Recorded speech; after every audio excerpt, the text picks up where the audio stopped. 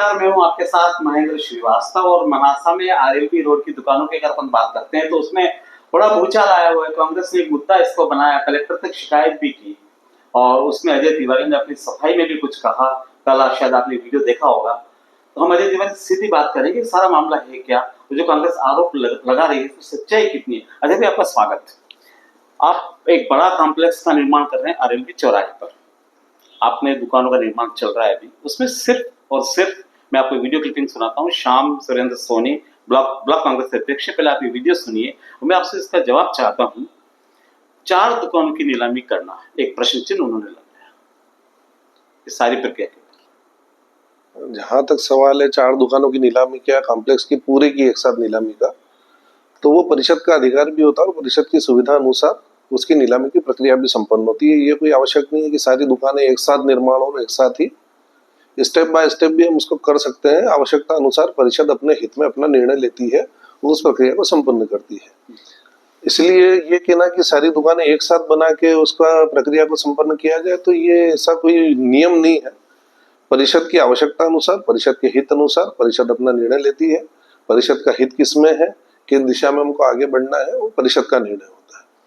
उन्होंने एक बात कही, परिषद में आप इस प्रस्ताव को लेकर आए, इनको नीलामी देना है, स्वीकृति उस पर हुई, उसके बावजूद आपने 4 उसमें से करी, ये परिषद को नहीं बताया। नहीं, परिषद ने नीलामी की स्वीकृति दी है। परिषद जब प्रस्ताव करती है, जो किसी भी, जो हमारा 2016 का जो नियम है, जो हमारी जो संपत्ति का जो अधिनियम है, उसमें बहुत स्पष्ट है, नीलामी की स्वीकृति परिषद देती है। नीलामी की प्रक्रिया की और नियम क्या होते हैं, शर्तें क्या होती है, वो प्रशासन तय करता है, जो अधिकारी वर्ग वो तय करता है। शासन सारी प्रक्रिया पूर्ण होने के बाद उसकी स्वीकृति देता है।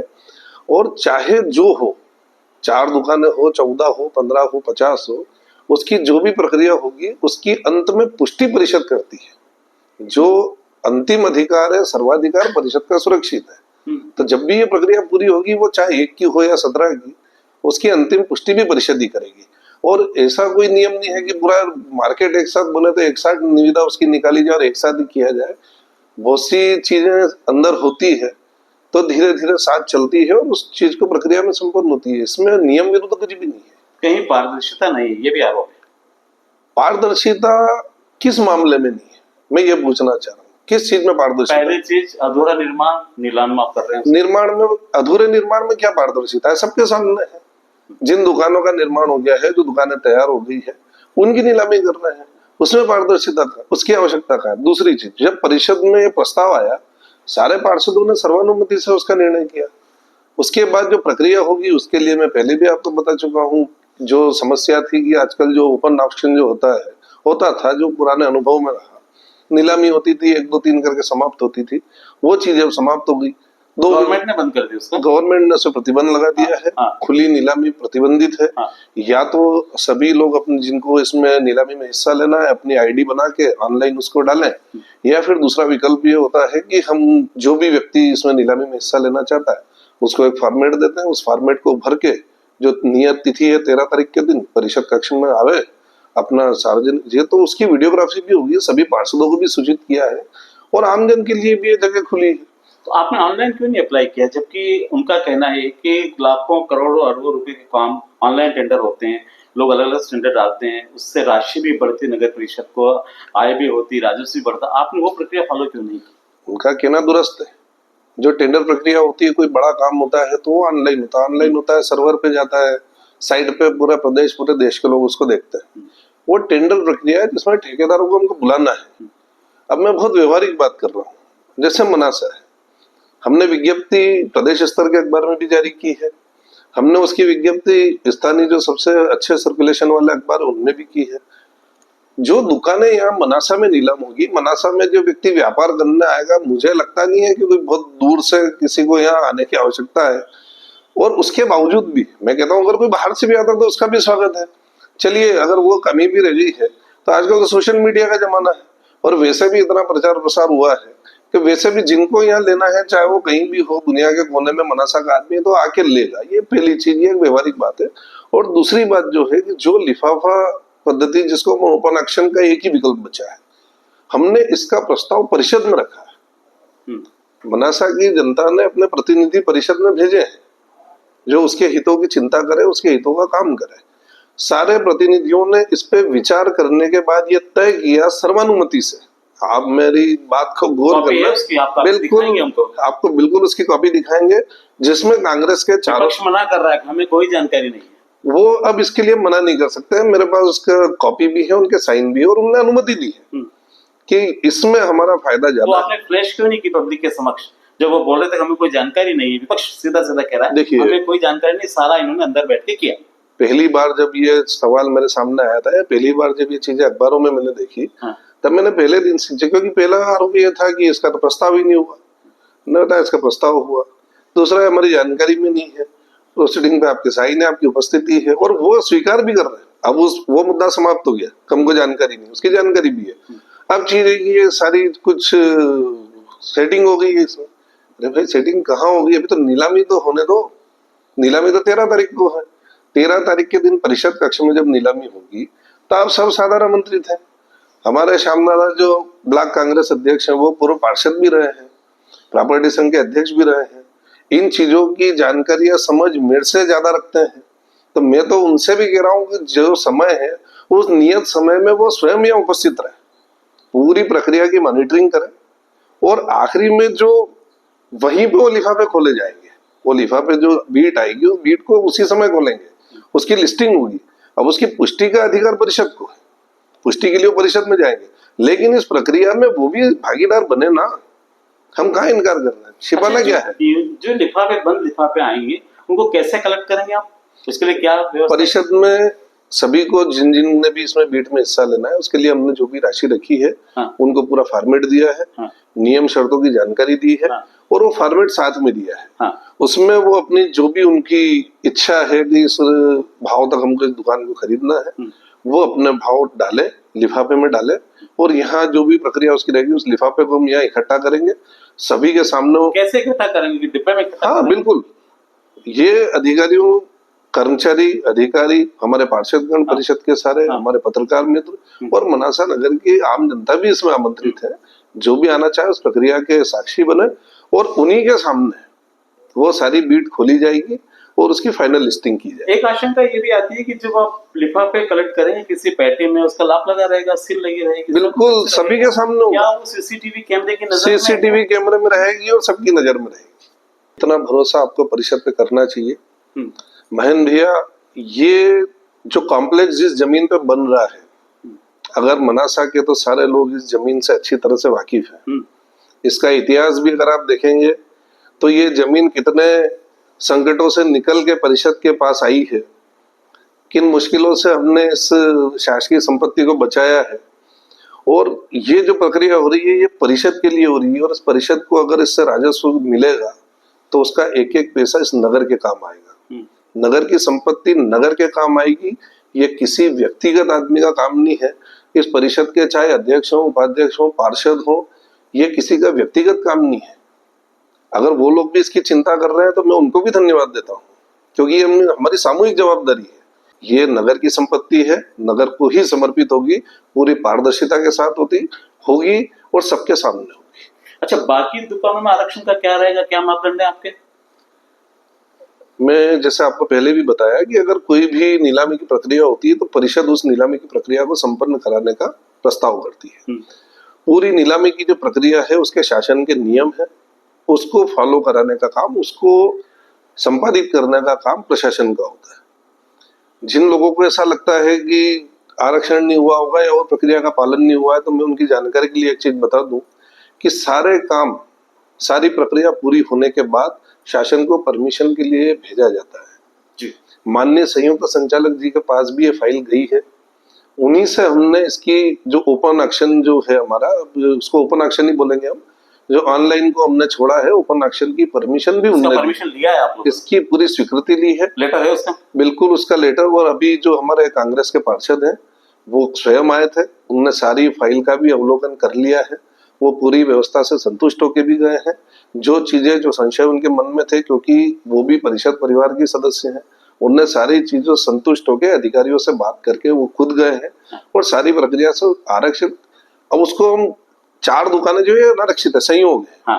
लेकिन जो नीचे की 11 दुकानें हैं उनमें आरक्षण की प्रक्रिया का पूरा पालन किया है और उसको आरक्षण करने के बाद ही वो प्रक्रिया आगे बढ़ती है। जब तक नियमों का पालन नहीं होगा, देखिए जो परिषद के सदस्य हैं सारे नियमों की जानकारी उनको हो ये आवश्यक भी नहीं है। मैं मानता हूँ इस बात को, क्योंकि हम लोग फील्ड में काम करते हैं, जमीन पे काम करते हैं, हमारा मतलब होता है काम होना चाहिए, प्रक्रिया का पालन करना, नियमों का पालन करना, वो कहीं ना कहीं जो मशीनरी है, प्रशासनिक मशीनरी है, ज्यादा दायित्व उनके ऊपर होता है। उनने पूरी प्रक्रिया का पालन किया है, पूरे नियमानुसार काम किया और उसके बाद ही शासन ने स्वीकृति दी है। इसलिए मन में ये रखना कि इसमें प्रक्रिया का पालन नहीं हुआ, प्रक्रिया का पालन अगर नहीं होता तो ये स्थिति यहाँ तक नीलामी की स्थिति तक नहीं आती। क्योंकि डॉक्टर सीमा तिवारी पे और अजय तिवारी पे जनता का बहुत भरोसा है।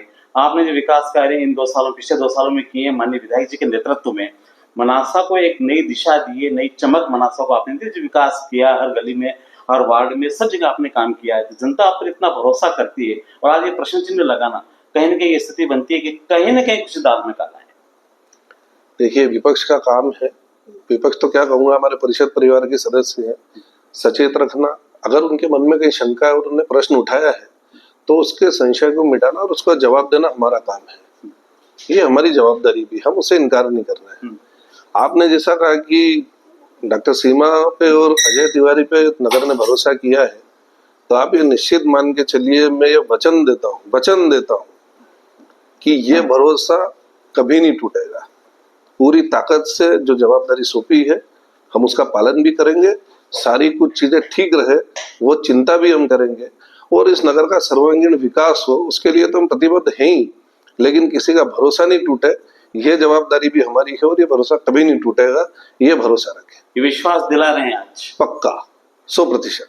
कहीं गड़बड़ नहीं होगी? पूरी परिषद की तरफ से मैं तो कह रहा हूँ, जितने सवाल उठाए मैं उनकी तरफ से भी आपको भरोसा दिला रहा हूँ कि विश्वास कभी नहीं टूटेगा। जो शासकीय संपत्तियां है हम उसको सहेजने का काम करेंगे, नगर हित में हम उसका कैसे उपयोग कर सकते हैं वो हमने करके भी दिखाया है। लंबे समय से ये जो जमीनें खाली पड़ी थी और कहीं ना कहीं भूमाफियाओं की नजर भी इन पे थी, हमने उनको भी बचाया है और उनको बचाने के बाद हमने उसका सदुपयोग किया है, शासन की संपत्ति खड़ी की है और इस संपत्ति को सहेजने का और व्यवस्थित करने की जवाबदारी भी हम निभाएंगे, क्योंकि मनासा नगर हमारा है। जी। मैं हमेशा से एक बात कहता हूँ महेंद्र भाई, जहां भी मुझे अवसर मिलता है मैं मेरे पार्षद मित्रों से भी कहता हूँ हर बार कि जिस गांव में हम छोटे से बड़े हुए, हमारे मन में कई चीजें आती है कि यहाँ ऐसा हो जाए, ये काम हो जाए, ये सड़क बन जाए, बगीचा बन जाए तो बहुत अच्छा हो। आज ईश्वर की कृपा से, मनासा की जनता के आशीर्वाद से, हमारे संगठन के आशीर्वाद से, हमारे नेताओं के आशीर्वाद से आज हमको ये ठीक करने का अवसर मिला है। जो सपने देखे थे आज उनको साकार करने का अवसर मिला है, तो पूरी ताकत के साथ उसको निभाना है। जिम्मेदारी किसकी है, किसको श्रेय मिलेगा, किसके हिस्से में यश जाएगा, क्योंकि यश, अपयश, श्रेय, धन्यवाद ये सारा तो ईश्वर ने लिख दिया है, जिसके भाग्य में होगा उसको मिलेगा, लेकिन कर्म करना हमारा काम है। मैं ईमानदारी से अपना काम कर रहा हूँ एक कार्यकर्ता की हैसियत से। आप कुछ मत मानिए मुझे, मनासा नगर का बेटा हूँ और उनके प्रतिनिधि की हैसियत से मैं अपना काम कर रहा हूँ। अगर कहीं कुछ गलत करूं निश्चित रूप से आपको रोकने का अधिकार है, लेकिन अगर ठीक कर रहा हूं तो मेरी पीठ थपथपाइए और मेरा साथ दीजिए, हम मिलके अपने गांव के लिए कुछ करें, ये अवसर ईश्वर ने हमको दिया है। माननीय विधायक जी का कितना सपोर्ट नगर को मिल रहा है? नगर परिषद की बात करें, विकास में बात करें, माधव भैया के लिए मैं बहुत, जो सबसे अच्छी पॉजिटिव बात मेरे लिए है, किसी भी काम में वो हस्तक्षेप नहीं करते, वो सीधा उनका भरोसा रहता है। अगर उन्हें कहीं लगता है कि मुझे दिशा देनी चाहिए वो दिशा देते हैं।